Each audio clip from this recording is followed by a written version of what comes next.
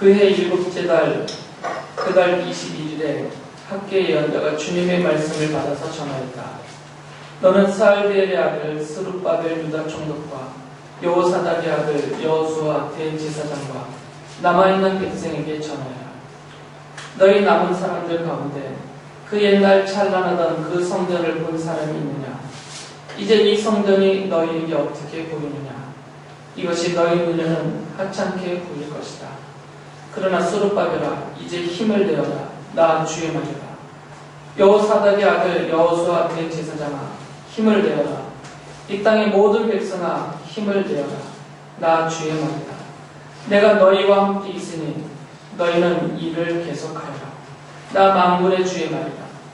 너희가 이집트에서 나올 때 내가 너희와 맺은 바로 그 언약이 아직도 변함이 없고 나의 영이 너희 가운데 머물러 있으니 너희는 두려워하지 말아라. 나 만군의 주가 말한다.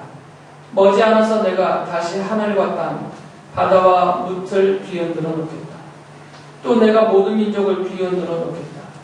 그때 모든 민족의 보화가 이리로 모일 것이다. 내가 이 성전을 보물로 가득 채우겠다. 나 만군의 주가 말한다. 은도 나의 것이요 금도 나의 것이다. 나 만군의 주의 말이다. 그 옛날 찬란한 그 성전보다는 지금 짓는 이 성전이 더욱 찬란하게 될 것이다. 나 만군의 주가 말한다. 내가 바로 이곳에 평화가 깃들게 하겠다. 나 만군의 주의 말이다.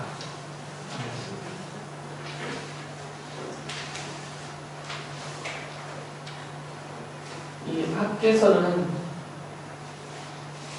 쉽게 설교하려면 참 쉽게 설교할 수 있도록 다 풀어놔 주셨기 때문에 설교자들이 참 좋아합니다. 특히 교회를 새로 짓는다든지 교회 건축과 또는 교회 성도들이 막 더 헌신하고 봉사하게 만들려는 그런 헌신 예배라든지 부흥이라든지 이럴 때 가장 많이 설교되어지는 부분이 이 학계서의 내용이에요. 그 중에서도 이 학계서가 앞에 저는 읽지 않았지만 1장에 있는 말씀이 주로 쓰여지죠. 부흥사들이나 그런 강사들에 의해서 이런 부분의 내용이에요. 1장 3절 4절 보면 학계 예언자가 주님의 말씀을 받아 전한다. 성전이 이렇게 무너져 있는데 지금이 너희만 잘 꾸민 집에 살고 있을 때란 말이냐. 갑자기 이제 덜컹하는 말씀이잖아요. 이 구절만 이렇게 읽어도 벌써 안 찔릴 사람이 한 명도 없죠. 이 말씀 앞에서는. 누구들이 다 100% 찔리게 되어 있기 때문에. 그런데 이 학기서를 전체적으로 조금 더 깊이 살펴보면 이 본문의 말씀들을 가지고 이 교회 건축 용도라든지 아니면 성도들이 좀 더 교회에 더 헌신하게 하기 위한 그런 설교의 본문으로만 쓰고 넘어가면은 안 된다는 것을 알게 됩니다. 왜 그러냐면 학교에서 전체에서 말하고 있는 것은 더 많이 헌신하고 봉사해서 성전을 지어라. 요즘 말로 하면 교회에 더 많이 봉사하고 교회에서 더 많이 일을 하고 교회에다 더 많이 헌금하고 교회를 더 크게 세워라. 이런 뜻이 아니기 때문에 그렇게 보이지만 사실은 하나님이 지금 그거 막으려고 학계 선지자에게 이 말씀을 주신 것은 아니거든요. 그래서 여러분이 이렇게 설교를 들으시다 보면 좀 답답하실 수가 있겠지만 뭐 어떡하겠어요. 학교에서 전체가 말하고 있는 내용을 제가 설명을 해드려야 되니까 좀 답답스럽더라도 귀 기울여서 잘 들으시기 바라고요. 혹시 깜빡깜빡 놓칠 것 같으면 나무들이 주보 안에 있는 설교문을 티끌티끌 보시면서 밑줄 그어가면서 이렇게 보시면 되겠습니다. 성전 얘기를 하려면 이 성전의 기본적인 역사를 간략하게라도 알아야 되겠죠. 성전은 언제 시작이 되냐면 이스라엘 사람들이 이집트에서 탈출을 해서 나오죠. 모세가 이끌어서 탈출을 해서 나와서 이제 광야를 지나갈 때 하나님이 그들에게 율법을 주시면서 그들에게 성막을 지으라고 하셨어요. 그때는 이제 성막이 저거는 이동식이기 때문에 천막으로, 텐트로 지은 성전이죠.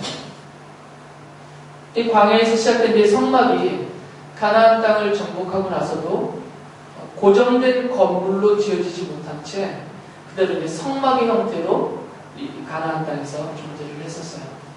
그러다가 이제 다윗이 나라를 세우죠. 사울과 다윗 이들이 등장하기 전에는 왕이 없었기 때문에 물론 실제적으로는 하나님께서 왕으로서 통치하셨지만 국가 형태를 지상적인 국가 형태를 갖추지 못한 상태에 있었는데 이제 다윗이 하나님의 택함과 또 허락하심으로 나라를 세우게 됩니다. 그래서 이 다윗이 나라를 세우고 나서 다윗의 그 꿈에도 소원이 있어요. 우리들의 꿈에도 소원은 뭐 통일이잖아요. 다윗이 꿈에도 꾸었던 그 사모했던 소원은 뭐냐면 성전을 짓는 겁니다. 왜 그러면 다윗이 그게 늘 마음에 걸리는 거죠. 자기는 지금 좋은 궁전에서 살고 있는데 하나님을 섬기고 하나님을 모시는 하나님의 집은 저렇게 텐트로 천막으로 저렇게 헐겁게 세워져 있는 게 늘 자기의 마음에 부담이 됐어요. 죄송스럽고. 그래서 다윗이 이제 나라를 통일하고 큰 나라를 이루고 나라를 안정시킨 다음에는 이제 재료를 모으기 시작했습니다. 성전을 지으려고. 이동식 텐트가 아니라 이제는 돌과 나무와 금으로 짓는 고정된 그런 성전을 지으려고 잔뜩 준비를 해요. 준비를 다 끝내버렸어요. 그래서 막 짓고 싶었는데 하나님이 다윗에게 너는 짓지 말아주셨죠. 그리고 내 아들 솔로몬이 지을 것이다. 그래서 솔로몬을 통해서 성전을 짓게 합니다. 그 중간중간에 자세한 내용은 제가 따로 말씀드리기 어렵고요. 이미 다 설교한 내용이에요. 앞에서 다 까먹으셨겠지만. 그래서 이 첫 번째 성전이 솔로몬 왕 때 지어집니다. 그때가 주전 약 한 959년 그 정도 돼요. 그때쯤에 약 960년경이죠. 그때 처음으로 이제 고정식 성소가 세워진 거예요. 그전에는 이동식이었고 텐트로. 그래서 솔로몬이 잘 짓습니다. 아버지가 준비해 놓은 곳에다가 또 자기가 더 많이 보태서 엄청나게 졌어요. 물론 자기가 지은 궁전에 비하면 부족하지만 자기 궁전은 더 크게 졌죠. 그래서 어쨌든 의리하게 성전을 지었어요. 이게 제1성전이라고 불려집니다. 제1성전. 그리고 솔로몬이 주도해서 지었다고 해서 솔로몬의 성전이라고도 말해요. 그러니까 최초로 모세를 통해서 성막이 광야에서 세워졌을 때가 주전 1440년경이거든요. 그러니까 그렇게 따지면 거의 한 500년 정도가 지나게 된 거죠. 그랬는데 이 솔로몬이 지은 성전이 주전 587년경에 바빌로니아의 느부갓네살에 의해서 완전히 파괴되죠. 건물이 형체를 알아볼 수 없을 정도로 완전히 파괴되어 버립니다. 그리고 유대인들은 그 바벨론 땅에 포로로 끌려가죠. 그러니까 제1성전은 이렇게 지어졌고 이렇게 부서져 버렸어요. 그 다음에 이제 70년 후에 하나님의 약속대로 유대인들이 예루살렘으로 돌아옵니다. 이들이 예루살렘에 돌아와서 이제 다시 두 번째 성전, 그래서 제2성전이라고 부르는 이 두 번째 성전을 짓는데 그게 주전 520년경이에요. 이때 그것을 주도했던 총독이 스룹바벨이기 때문에 지금 학기서에서도 나오는 스룹바벨의 성전이라고도 불려집니다. 이게 제2성전이에요. 그런데 이 제2성전도 세워지고 나서 계속 침략을 당하잖아요. 이스라엘이, 유대가. 그래서 성전이 부서지고 또 이렇게 낡아지고 또 성전 안에서 이방 군대가 쳐들어와서 성전을 더럽히고 조롱하고 이렇게 막 난리를 쳐요. 그러니까 성전의 영광을 바라지 못한 채로 계속 명령을 유지하다가 신약시대에 와서 그 헤롯 대왕이 예수님 출생할 때 악 예수님을 죽이려 했던 그 헤롯 대왕이 약 40여 년에 걸쳐서 46년이라고 말하는 것도 있고요. 이 허물어져 가는 성전을 다시 보수해서 재건축을 해요. 유대인들의 환심을 사기 위해서. 그래서 성전을 완공을 합니다. 이게 주후 20년경에 완공을 해요, 다시. 근데 이제 이건 모양이 별 포문이 없죠. 솔로몬의 성전에 비하면 점점 모양이 그렇죠.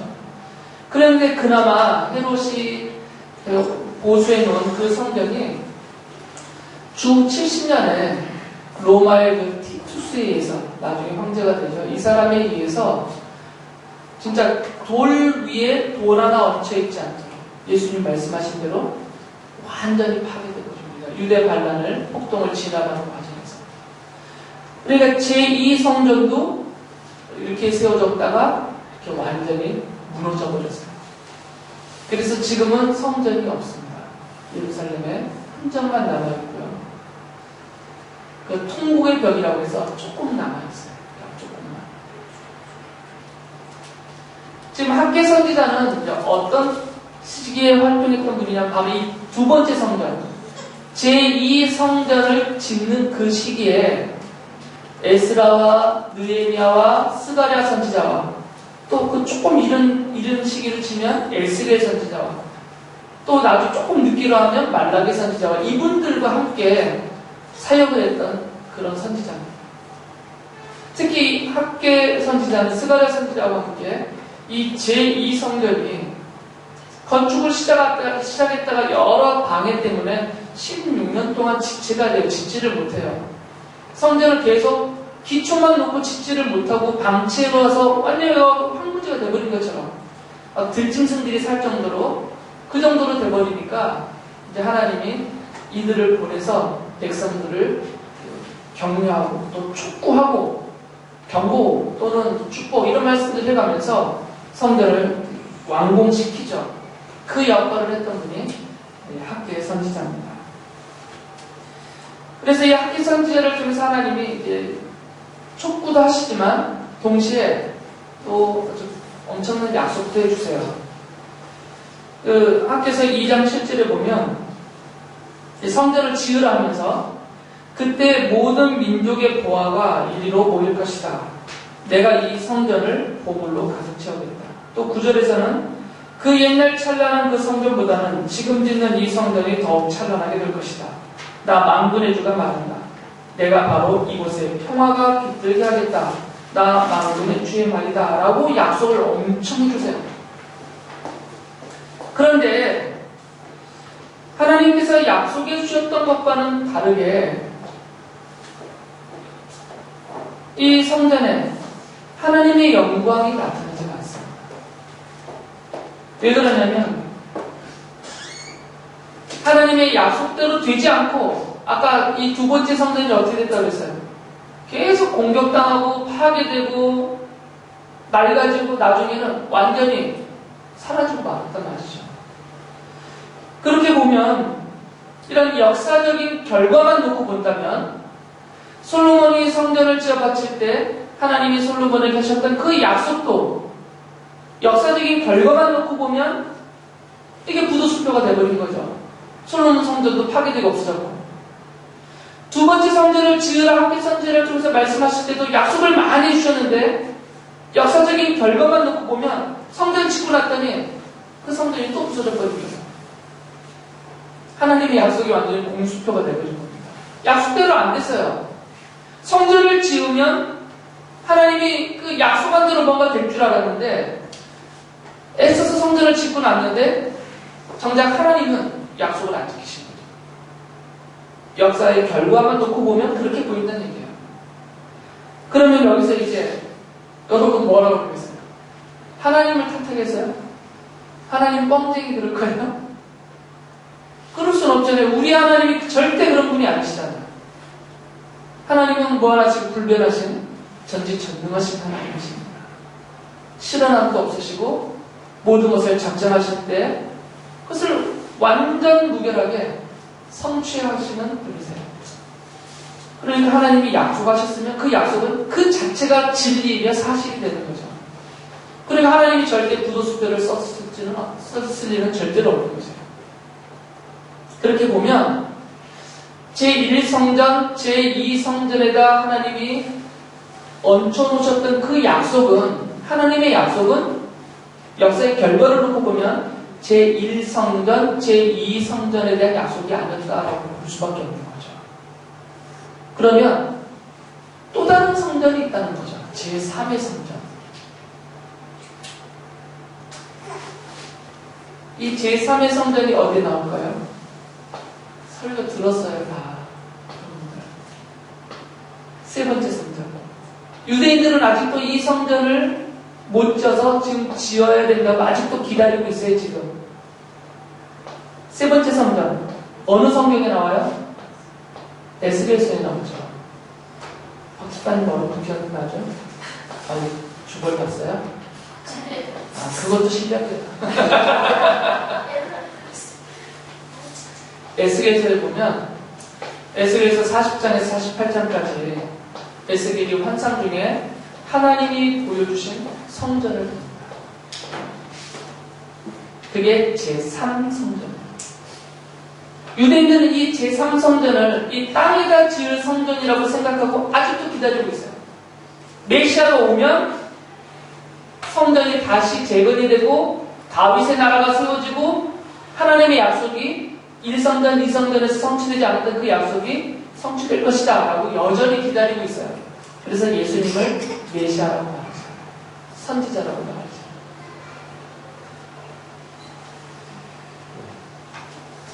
에스겔 선지자의 글을 설교할 때 제가 이미 몇 번에 나눠서 자세하게 설명을 드렸던 내용입니다. 바로 이 제3성전은 누구를 가리키는 계시라고 했어요? 예수님. 예수님을 가리키는 하나님의 계시의 말씀이다라고 제가 설명을 많이 드렸어요. 지금 그걸 다시 할 수는 없어요. 그냥 결론만 말씀드린 거죠. 그렇게 따지면 성전이 다 합쳐서 몇 개예요? 3개죠. 제1성전은 솔로몬이 지은 솔로몬의 성전. 제2성전은 포로 갔다 돌아오신 분들이 지은 스룹바벨 지도에 지은 제2성전 스룹바벨 성전. 그리고 이 제3성전은 에스겔의 성전이라고 불리워지는데 이 에스겔의 성전은 예수 그리스도를 가리킨다라고 말씀드렸어요. 그러면 이제 오늘 학계를 봐야 됩니다. 이게 성전이라면 그럼 하나님은 어차피 파괴될 성전인데 왜 굳이 다시 지으라고 하셨겠냐 그 말이에요. 파괴됐잖아요, 역사적으로 보면. 그리고 하나님이 하셨던 약속도 그 성전에게 해당이 안 됐어요. 그럼에도 불구하고 하나님이 왜 다시 어차피 파괴될 성전이고 하나님의 영광이 거기에 영원히 임하지 않는 이방인들에 의해서 또 노력당할 성전인데도 불구하고 왜 굳이 또 지으라고 하셨겠는가? 학계서를 보면 그 질문이 떠오른단 말이죠. 교회도 헌금 많이 하게 된다. 이런 내용이 아니고 학계서 내용이. 제가 혼자 잘난 척 하는 것 같은데 실제로 안 그래요. 학계서의 내용이. 그렇게 쓰라는 성경이 아니란 말이죠. 물론 이거 보고 여러분이 혼자 읽다가 내가 이렇게 남아 위해서 살면 안 되겠구나. 내가 또 주님을 중심에서 살아야 되겠다. 이렇게 분발한다면 그건 좋아요. 그러나 이 본문으로 그렇게 하라고 가르치는 데는 안 된다는 말이죠. 여러분이 한번 생각해 보세요. 뻔히 파괴될 것인데 왜 다시 지으라고 하셨습니까? 그 1장 4절 아까 읽어드린데 보면 이렇게 말씀하셨잖아요. 성전이 이렇게 무너져 있는데 지금 너희만 잘 꾸민 집에 살고 있을 때란 말이냐? 하나님이 책망하시는 거예요. 지금 이스라엘 사람들에게 빨리 성전 지으라 그 말이죠. 그러면서 거기에다가 경고와 축복의 말씀을 덧붙이잖아요. 이렇게 경고하세요. 1장 9절을 보면 너희가 많이 거두기를 바랐으나 얼마 거두지 못했고 너희가 집으로 거둬들였으나 내가 그것을 흩어버렸다. 그 까닭이 무엇이냐? 나 만군의 주의 말이다. 나의 집은 이렇게 무너져 있는데 너희는 저마다 제 집 일에만 바쁘기 때문이다.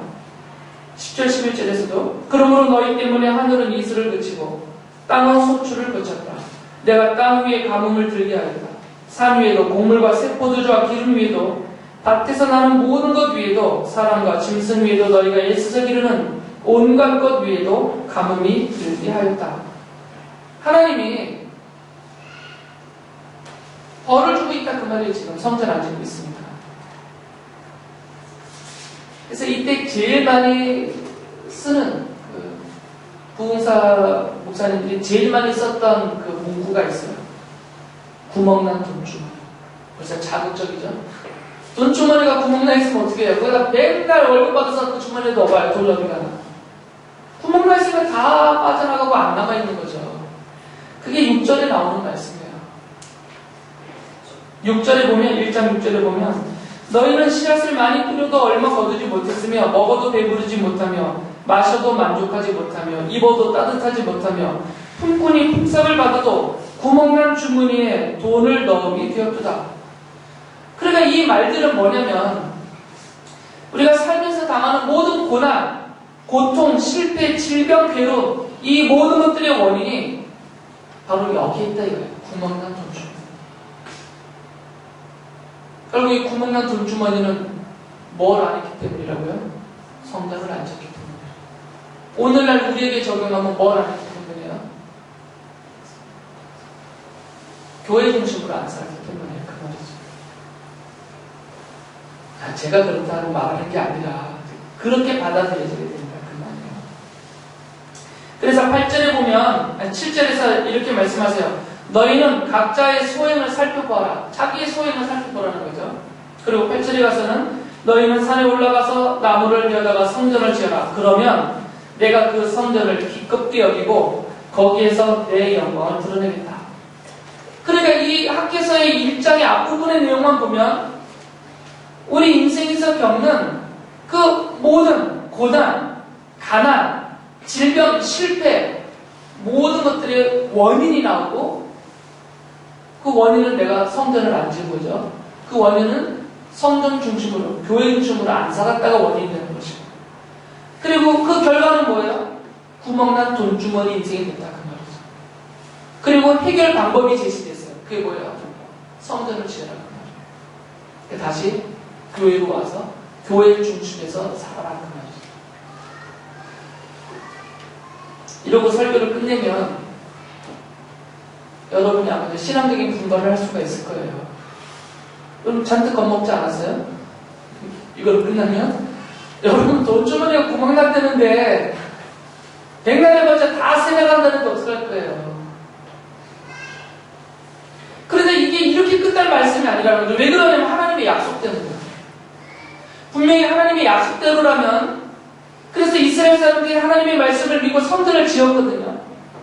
그럼 하나님의 약속대로라면 이스라엘이 잘 됐어요. 번영해야 되고 정말 주님이 말씀하신 대로 구멍난 돈주머니가 다시 메꿔지고 소출이 풍성해지고 나라가 번영하고 평화가 깃들고 온 만국에서 보물이 다 몰려들어서 다시 다윗의 영광이 되찾아져야 되는데 이스라엘의 역사를 보면 그렇게 안 됐어요. 제1성전도 부서졌고 제2성전도 부서졌고 이스라엘 나라 자체가 완전히 멸망해버렸단 말이죠. 이스라엘 사람들은 온 천하로 2000년 넘게 뿔 끓여 터져서 나라 없이 사는 유랑민족이 되어버렸고 이게 뭐예요? 지금 하나님이 말씀하신 대로 성전을 지었는데 그 약속대로 안 됐단 말이에요. 그러니까 학개서의 내용을 보면 성전 건축이 구멍난 돈주머니를 메워주는 수단이 아니다라는 거죠.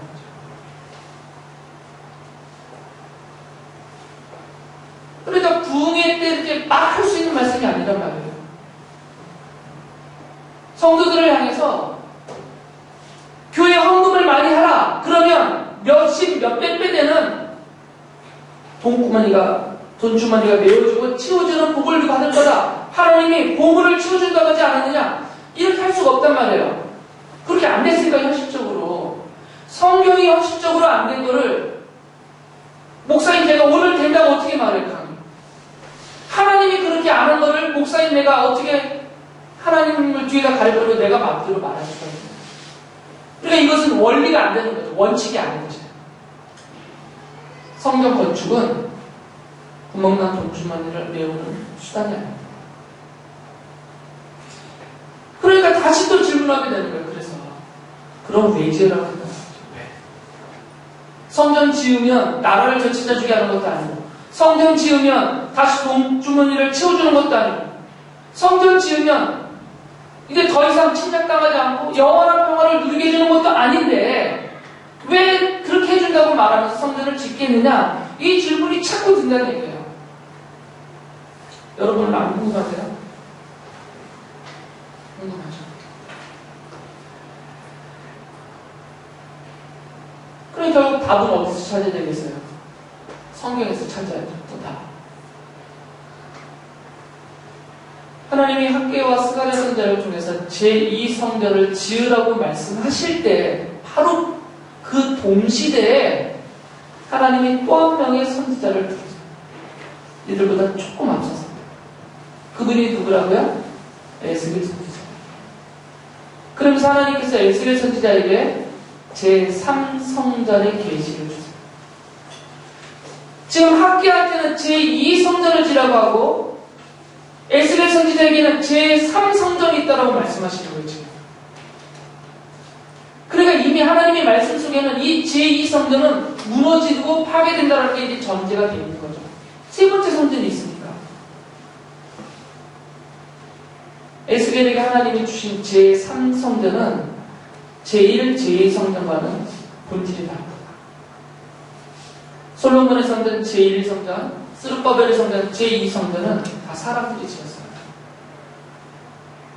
물론 하나님이 주셨지만 그들에게 결국 그 성전을 누가 지었냐면 사람들이 지었어요. 그런데 제3성전은 에스겔에서 제가 설교할 때 말씀드렸죠. 사람이 짓는 성전이 아닙니다. 누가 짓는다고요? 하나님이 지으세요. 그래서 에스겔의 환상 중에 성전에 대해 설명할 때 성전 지으라는 말이 없어요. 아예. 하나님이 이게 성전이다라고 하나님이 보여주세요. 하나님이 지은 성전이에요. 제3성전은. 완전히 질적으로 다른 성전입니다. 그러니까 제1성전은 사람들이 지은 집에 불과한 것이고 에스겔의 성전인 제3성전은 하나님이 지으신 하나님의 성전인 것입니다.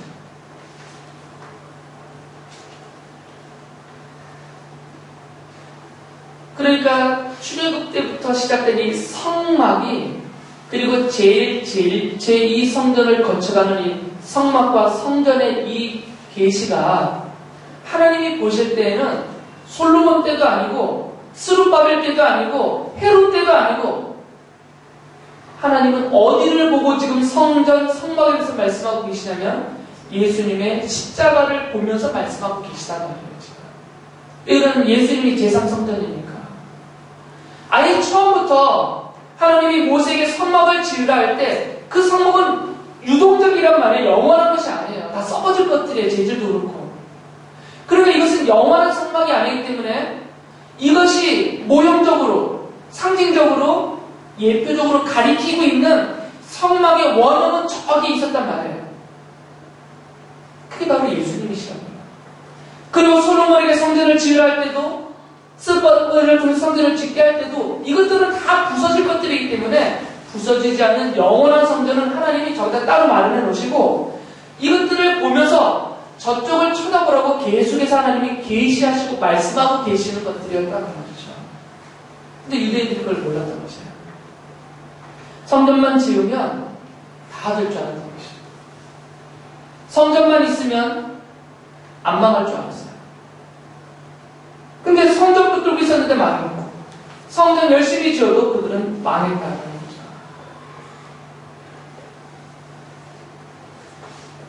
여기서 우리 인간 본질에 대한 내용을 잠깐 생각을 해봐야 돼요. 여러분들은 말이죠. 또 여러분이라고 해서 기분 나빠할 것 같으니까 다른 사람들, 교회 바깥에 있는 다른 분들을 보면 모든 인간은 자신의 구원을 위해서 무엇인가를 끊임없이 시도하면서 살아요. 자신의 구원을 위해서. 돈을 많이 모으려고 하는 것도 그 돈으로 구원받으려 하는 시도예요. 권세를 장악하려는 것도, 권세를 갖고 권력을 갖고 뭘 장악하려는 것도, 힘을 얻으려는 것도 그 힘으로 자신을 구원하려는 시도란 말이죠. 사람들이 연합을 해요. 그래서 막 나라를 세우고 집단을 만들어요. 이렇게 연합해서 공동체를 세우는 것도 결국 그 사람의 연합과 공동체를 통하여서 자신을 구원하려는 목적을 다 갖고 있다고, 이거는 말하지 않아도 우리 내면에 다 있는 것이에요. 이게 모든 인간이 다 그렇습니다. 자신의 구원을 위해서 뭔가 계속해서 끊임없이 시도를 해요.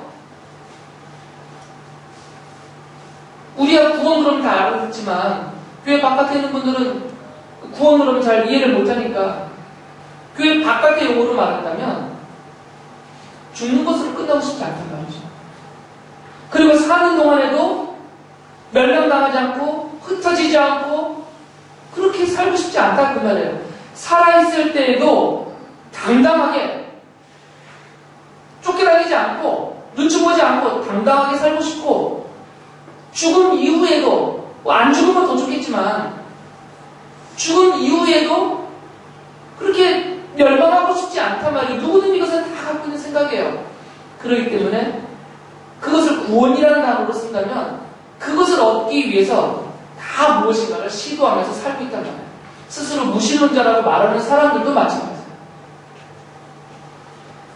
이거는 이미 성경에서 이미 말씀해 줬어요. 모든 인간이 다 그런 시도라고 산다라는 것을 성경이 먼저 원형으로 보여준 것이 있어요. 그게 창세기 11장의 바벨탑이에요. 사람들이 창세기 11장에 보면 함께 모입니다. 똘똘 뭉쳐서 그들이 큰 성과 탑을 쌓아요. 큰 성을 만들고 그 성 가운데 탑을 쌓아서 이 탑 꼭대기를 하늘에 닿게 하여서 우리 이름을 내고 흩어짐을 면하자 그래요. 사람들이 스스로 자신을 구원하려고 뭉친 것이죠. 이것이 모든 인간들의 자기 구원을 위해서 애쓰고 시도하는 모든 인간들의 원형이 되는 것이죠. 창세기 11장 4절에서 이렇게 말해요. 자, 도시를 세우고 그 안에 탑을 쌓고서 탑 꼭대기가 하늘에 닿게 하여 우리의 이름을 날리고 온 땅 위에 흩어지지 않게 하자. 이것은 인간이 스스로 이제는 하나님에게서 벗어나서, 하나님의 손에서 벗어나서 스스로 자기를 구원하려는 그런 시도, 이것을 보여주는 원형이라는 거죠. 이게 원형이라는 얘기는 그 다음부터 다 이렇게 한다는 거예요. 어느 인간이든 똑같이. 그래서 이 시도는 인류 역사를 통해서 끊임없이 계속해서 시도되고 있는 것입니다. 지속적으로 이것이 시도되고 있어요. 그럼 이같이 스스로 자기를 구원하려는 이 시도의 최고점은 뭘 것 같아요? 어떤 사람은 아까 말씀드렸잖아요. 돈으로 구원해보려고 하고, 힘과 권력으로 구원해보려고 하고, 또 어떤 단체와 연합을 통해서, 국가를 통해서 뭔가 해보려고 하고, 이런 여러 가지 시도들 하잖아요. 예술이든 철학이든. 이런 모든 시도 중에 최고점에 있는 시도는 뭘 것 같아요? 그게 바로 종교예요. 마지막 최고의 시도가 종교적인 시도입니다. 그래서 신을 만드는 그때부터 자기네가 신을 만드는 거죠. 그리고 그 신을 자기네가 다뤄요. 그래서 강제적으로 그 신으로부터 구원을 얻어내는 겁니다. 아주 간단한 원리예요. 신을 만들어 놓고 그 신을 달래서 신의 마음을 흡족하게 하기 위해서 제사를 하고 뭐 별의별 걸 다 하자는 종교의 의미를 내가 잔뜩 정성으로 종교의 일을 해서 신의 마음을 흡족하게 해주면 나는 구원받는 거죠. 그래서 종교적인 행위를 자신이 구원받는 수단이라고, 마지막 최고의 수단이라고 그렇게 여기고 사는 거죠. 그래서 모든 인간이 다 종교성을 갖고 있는 겁니다. 무신론자가 어디 있어요? 말만 그렇게 하죠. 인간은 타고날 때부터 이런 종교성을 갖고 있어요. 그런데 하나님은 바로 그 바벨탑을 무너뜨리시는 것입니다. 하나님께서 바벨 탑을 쌓던, 성을 쌓던 그 모든 사람들을 다 뿔뿔이 흩어버리시고 그들의 시도를 실패하게 만드신 분이세요. 그러니까 안 된다 그것이죠. 인간들이 어떤 시도를 해도 자신들이 그것이 물리적이든 사회적이든 경제적이든 종교적이든 어떤 시도를 해도 스스로의 시도와 노력으로는 자신을 구원할 수 없다라는 것을 보여주고 계시는 거죠. 그래서 하나님이 바벨탑을 부셔버리죠. 그리고 이번에는 하나님이 뭘 부셨어요? 성전도 부셔버린 겁니다. 왜 그러냐면 유대인들은 이 성전을 가지고 자기 스스로를 구원하는 종교적인 수단으로 사용했기 때문에. 그러니까 이제는 바벨탑도 안 돼요. 성전도 안 돼요. 그럼 더 이상 인간에게는 남아있는 수단이 없는 겁니다. 최고의 수단이 종교적인 수단인데 종교적인 수단도 안 된다 이거죠 이제는. 그러면 도대체 인간이 스스로 뭘 갖고 자기를 구원하겠어요? 방법이 없는 것이에요. 사실 학계에서는 제가 어렵게 말하고 있지만 이 부분에 대한 설명을 하는 성경입니다. 하나님이 이스라엘 사람들에게 성전 지으라고 그랬어요. 성전 지으면 너희들이 구원받을 수 있나? 그 얘기입니다. 이스라엘 사람들은, 유대인들은 그 속에 빨리 성전 짓고 싶었어요, 사실은. 처음부터. 그리고 성전이 그들에게는 이미 우상처럼 자기들을 구원하는 종교적인 그 수단으로 잡고 있었기 때문에. 그렇다면 빨리 지으라 이거죠. 성전 지으면 구원받나? 못 받는다 그 말입니다. 그러니까 인간의 구원은, 우리의 구원이라는 것은 하나님이 정하시고 하나님이 제3성전으로 세우신 예수 그리스도의 이 십자가 복음으로 십자가에 흘리신 그 피를 내가 믿음으로 받아들인 자들에게 하나님께서 주시는 것이 구원이에요. 그래서 구원은 내가 쟁취하는 게 아닙니다. 내가 얻어내는 것이 아니에요. 하나님께서 이루어 놓으신 구원을 나에게 주시는 것입니다. 내가 그 구원에 부름받고 들어와지는 것이죠. 이 예수님의 십자가에서 이 성전이 계시하고 있던 모든 게 완성이 됩니다. 성전의 가장 중요한 기능이 죄의 용서받는 것이 이 십자가에서 완성이 됐습니다. 나를 위해 피 흘리셨다는 것을 믿고 그 십자가의 은혜를 믿음으로 사모하는 모든 자들에게 과거, 현재, 미래 모든 죄가 영원히 용서받게 하는 죄의 용서받음이 허락이 됩니다. 그리고 하나님을 만날 수 있게 하셨고 천국의 영원한 생명을 소유하게 하셨고 이 땅에 사는 동안 하나님의 자녀의 백성으로서 하나님 나라의 통치 아래서 보호하심 아래서 인도받고 살게 하시는 것입니다. 주님의 십자가에서 모든 것이 다 완성이 되는 것이에요. 그래서 이 학기서의 메시지를 보면 메시지가 이중적이다라는 것을 알 수 있어요. 첫째는 성전을 열심히 지어라. 그리고 성전을 중심으로 하나님을 힘써 찾으라. 이게 첫 번째 메시지잖아요. 그러나 너희들이 그렇게 한다고 해서 스스로 구원받는 것은 아니다. 이 말씀을 해주는 거죠. 우리가 아무리 교회 열심히 헌금을 해도 교회 와서 열심히 봉사를 해도 주일에 한 번 거리지 않고 예배를 열심히 참석한다고 해도 그 자체가 내가 구원받는 수단은 아니다는 말입니다. 어떤 분들은 평생에 내가 주일 한 번 안 빠졌다는 것을 되게 영광스럽게 자랑스럽게 여기시는데 그것 때문에 구원받은 건 아닙니다. 내가 교회 목사가 되었다, 장로가 되었다 이것을 자랑스러워하는데 그거 가지고 구원받는 게 아니라는 것이죠. 구원은 내 어떤 종교적인 행위로 얻는 것이 아니라 하나님의 은혜로 내게 베풀어지는 것입니다. 그래서 학계에서는 아예 이 성전도 하나의 바벨탑처럼 취급하고 있는 겁니다. 쌓아봐라, 구원이 이루어지나. 안 된다, 그것이죠. 그러면서 학계에서가 가르치고 있는 것은 바로 제3성전입니다. 2장에서 제가 읽어드린 말씀은 제3성전을 가리키는 말씀입니다. 후에 내가 뒤 흔드는 날이 온다. 모든 것을 뒤흔드는 날이 온다. 그것을 다 뒤흔들어 버리면 그때 진짜 성전이 세워진다는 것입니다. 그때 그 진짜 성전 안에 영원한 평화가 깃들고 만국 모든 백성들이 모여들 것이고 거기에 보물이 가득할 것이다. 그 뒤흔드는 날이 언제냐? 그리스도가 오신 날이다. 바로 십자가가 세워진 그 날이 뒤흔들어진 날입니다.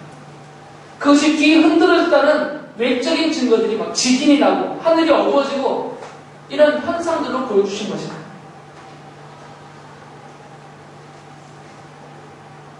이 말씀을 드리는 이유가 뭐겠어요? 하나님이 우리에게를 보실 때는 단순히 종교적인 행위를 보고 싶은 것이 아니다. 그 말이에요. 그리고 내 종교적인 행위가 내 구원의 근거가 된다는 생각을 버리라 그 말이죠. 그러고 가고는 안 된다 그 말이에요.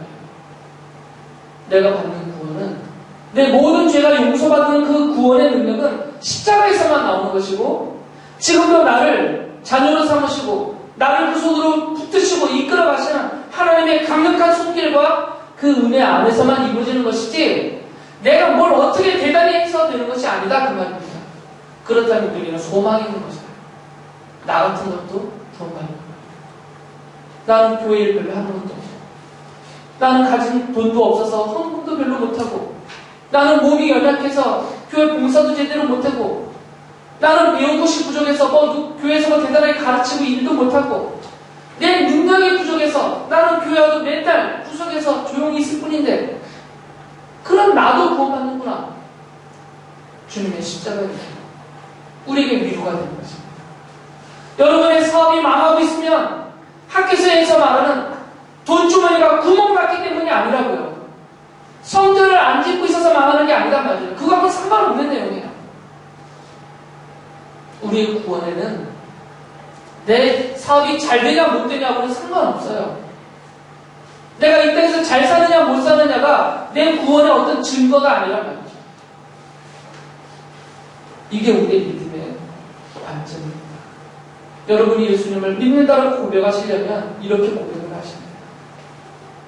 십자가의 복음을 붙들고 내 기억이 어떠하든 내 몸이 어떠하든 내 인생이 어떠하든 주님이 베푸신 그 은혜로 내가 구원받은 하나님의 자녀 되어서 주님 은혜로 사는 인생입니다라는 것을 믿고 감사하면서 날마다 그 주님의 십자가 앞에 엎드릴 수밖에 없는 거죠. 이게 감사가 되니까.